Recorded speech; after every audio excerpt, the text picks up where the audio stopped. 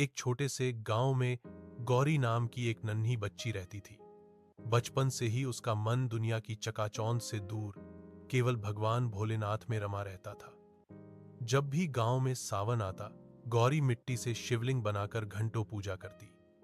उसकी आंखों में एक ही सपना था, साधु बनकर भगवान की सेवा करना। एक दिन उसने घर छोड़ दिया, नंगे पांव, आंखों में आस्था और हृदय में भक्ति लेकर वह एक आश्रम पहुंची। उसने गुरुजी से विनती की, मुझे साधु बना लीजिए, परंतु समाज के नियम आड़े आए। तुम लड़की हो, साधु बनना तुम्हारे लिए संभव नहीं, कहकर उसे मना कर दिया गया।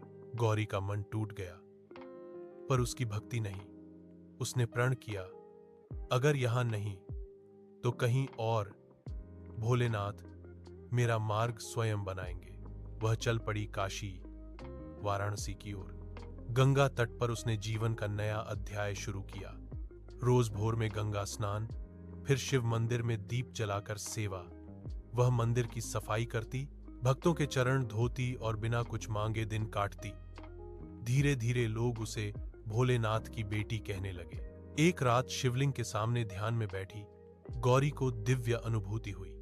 उसे लगा जैसे भोलेनाथ मुस्कुराकर कह रहे हो, तुम्हारी भक्ति ने तुम्हें आगे बढ़ा दिया है, अब तुम्हें राधा कृष्ण की प्रेम भक्ति का मार्ग मिलेगा। अगले ही दिन एक वैष्णव संत काशी आए। उन्होंने गौरी को वृंदावन जाने का आशीर्वाद दिया। वृंदावन में गौरी ने राधा कृष्ण की लीला में अपना जीवन अर्पित कर दिया। भजन, सेवा और प्रेम, उसका हृदय करुणा से भर गया और उसकी भक्ति में माधुर्य उतर आया। कुछ समय बाद उसे अंतर्मन से पुकार मिली पूरी।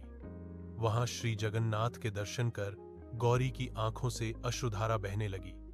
उसने गंगा में स्नान किया और संकल्प लिया, प्रभु अब जी